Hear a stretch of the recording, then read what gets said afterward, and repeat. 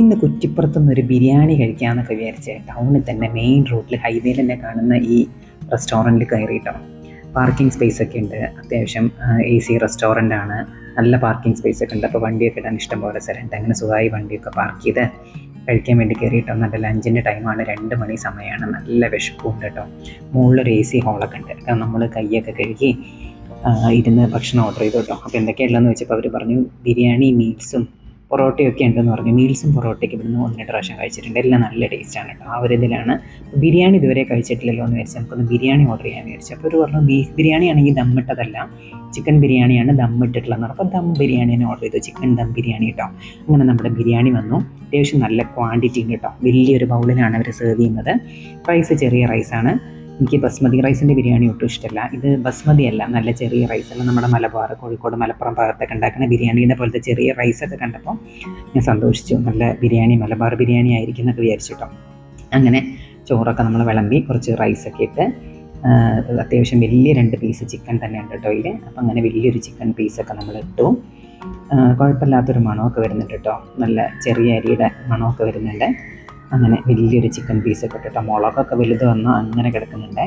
പിന്നെ നോക്കുമ്പോൾ വീണ്ടും ഒരു വലിയ പീസും കൂടി ഇട്ട് അപ്പോൾ കുറച്ചും കൂടി റൈസൊക്കെ ഇട്ട് രണ്ടാമത്തെ ചിക്കൻ പീസും കൂടി നമ്മൾ പ്ലേറ്റിലേക്ക് വിളമ്പി കേട്ടോ. പിന്നെ കുറച്ചും കൂടി റൈസും നല്ല മസാലക്കടിയിൽ നിറയെ മസാലയൊക്കെ കിടക്കുന്നുണ്ട്. അങ്ങനെ കുറച്ചും കൂടി മസാലയും റൈസും ഒക്കെ നമ്മൾ പ്ലേറ്റിലേക്ക് വിളമ്പി. പിന്നെ അതിൻ്റെ കൂടെ നമുക്ക് കഴിക്കാൻ തന്നിട്ടുള്ളത് അവർ ഒരു നാരങ്ങ അച്ചാറും പിന്നെ സവാളയൊക്കെ ഇട്ടിട്ടുള്ള തൈര് സാലഡും ഒക്കെ ഉണ്ട് കേട്ടോ. അങ്ങനെ കുറച്ച് തൈര് സാലഡും നമ്മൾ പ്ലേറ്റിൻ്റെ സൈഡിൽ ഒഴിച്ചു. പിന്നെ നല്ല എരിവും പുളിയൊക്കെ ഉള്ള നാരങ്ങച്ചാറ് എനിക്ക് ബിരിയാണിക്ക് നല്ല ഇഷ്ടമാണ്. മാങ്ങച്ചാറിനേക്കാളും കുറച്ച് പുളിയും കൂടി ഉള്ളതുകൊണ്ട് ഒരു പ്രത്യേക ടേസ്റ്റാണ് ബിരിയാണി കേട്ടോ. അങ്ങനെ ഈ റൈസ് ഒന്ന് ഇച്ചിരി കഴിച്ച് നോക്കിയപ്പോൾ വെന്തിട്ടൊക്കെ ഉണ്ട്, കുഴപ്പമൊന്നുമില്ല. അപ്പോൾ നമ്മൾ ഈ കുറച്ച് മസാലയും കൂടിയൊക്കെ ഒന്ന് കഴിച്ച് നോക്കി. അപ്പോൾ തന്നെ നമുക്ക് ചെറുതായിട്ടൊരു ഗരം മസാല കൂടുതലുള്ള പോലെ തോന്നി കേട്ടോ. പിന്നെ ചിക്കനൊക്കെ ഒന്ന് പിച്ച് നോക്കിയപ്പോൾ ചിക്കൻ നന്നായി സോഫ്റ്റായിട്ട് ഇങ്ങനെ വെന്തിട്ടൊക്കെ ഉണ്ട്. വേഗം തന്നെ ഇങ്ങനെ പറഞ്ഞു പോരുന്ന നന്നായി വെന്തിട്ടൊക്കെ ഉണ്ട് കേട്ടോ. നിറയെ മസാലയുണ്ട്. ഇങ്ങനെ ആ മസാലയും ചിക്കനും ഒക്കെ കൂട്ടി ഒന്ന് ചോറ് കഴിച്ച് നോക്കി. ശരിക്കും പറഞ്ഞാൽ നമ്മുടെ തെക്കോട്ടുള്ള ബിരിയാണി, ഈ തൃശ്ശൂർ ഭാഗങ്ങൾ കഴിഞ്ഞാൽ നമ്മുടെ ബിരിയാണിക്ക് വേറൊരു ടേസ്റ്റ് ആണല്ലോ. ഈ മലബാർ ബിരിയാണി നമ്മൾ കോഴിക്കോട്, മലപ്പുറത്തു നിന്നും കിട്ടുന്ന ആ ബിരിയാണിയുടെ ടേസ്റ്റേ അല്ല. ഗരം മസാല ഭയങ്കര കൂടുതലായിരിക്കും. ഒരു ഗരം മസാലയുടെ ഒരു സ്പൈസസിൻ്റെ മണമാണ് വരിക. തൃശ്ശൂർ, കൊല്ലം, തിരുവനന്തപുരം ഭാഗത്തുനിന്നൊക്കെ ബിരിയാണി കഴിച്ചാൽ നമ്മൾ ഈ മലബാറുകാർക്ക് സാധാരണ പിടിക്കില്ല.